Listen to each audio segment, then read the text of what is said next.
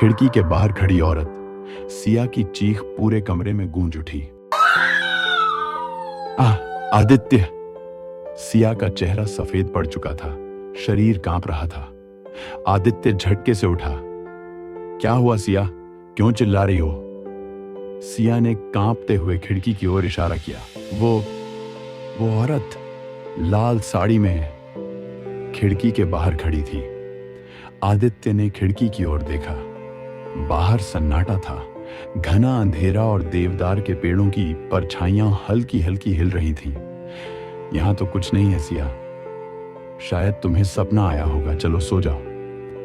नहीं आदित्य, मैंने सच में देखा। उसका चेहरा वो काला था। सिया की आवाज कांप रही थी। आदित्य ने खिड़की बंद कर दी और सिया को शांत करने की कोशिश की। तुम बहुत थक गई हो सिया। इन पहाड़ी जंगलों में अजीब आवाजें और छायाएं दिखती हैं। कुछ नहीं है। लेकिन सिया का दिल मान नहीं रहा था। उसे महसूस हो रहा था कि कुछ गलत जरूर है। गांव के बुजुर्गों का सच। अगली सुबह सिया की आंखें भारी थीं। रात भर उसे नींद नहीं आई। आदित्य ने उसे हौसला दिया और दोनों नाश्ता करने के बाद गांव घूमने निकले।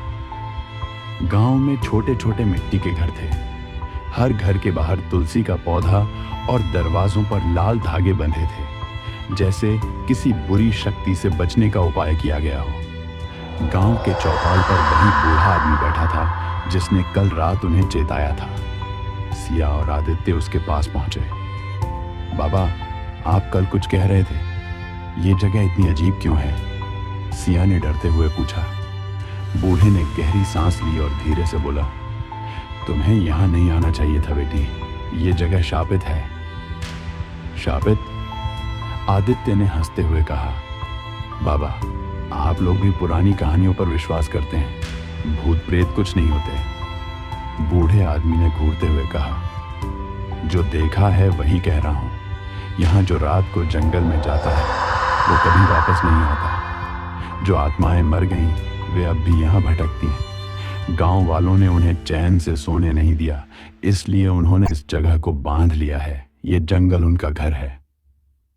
कौन सी आत्माएं? सिया ने डरते हुए पूछा। बाबा ने धीरे धीरे कहानी बतानी शुरू की।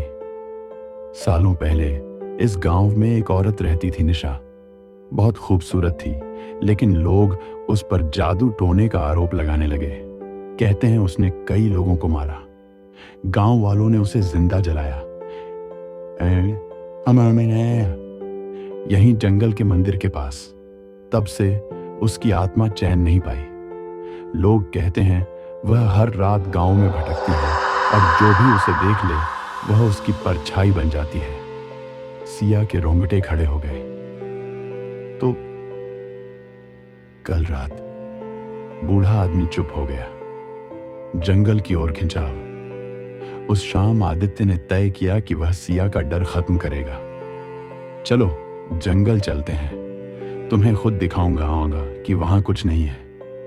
नहीं आदित्य, प्लीज, बाबा सही कह रहे थे, वहां जाना खतरनाक है। सिया ने मिन्नत की।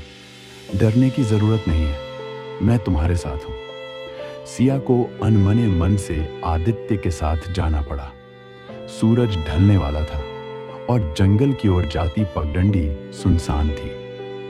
पेड़ों की शाखाएं और सन्नाटा माहौल को और डरावना बना रहे थे। कुछ दूर जाने पर उन्हें एक पुराना मंदिर दिखा। मंदिर टूटा फूटा था और वहां एक घंटा उल्टा लटका हुआ था। देखो सिया, यहां कोई भूत नहीं है, ये सब लोगों की अफवाहें हैं। आदित्य ने मंदिर के अंदर झांका, लेकिन सिया को अजीब सा एहसास हो रहा था, जैसे कोई उन्हें देख रहा हो। अचानक हवा तेज हो गई। पेड़ों से पत्ते टूटकर उड़ने लगे और मंदिर के अंदर से किसी के गाने की आवाज आने लगी। आदित्य, ये क्या है? सिया ने कांपते हुए पूछा। आदित्य भी सहम गया। कोई मजाक कर रहा है, चलो यहां से। लेकिन जैसे ही वे मुड़े, उनके सामने वही लाल साड़ी वाली औरत खड़ी थी। उसके बाल चेहरे पर बिखरे हुए थे और उसकी आंखें दो काले गड्ढे। वह धीरे धीरे उनके पास आ रही थी।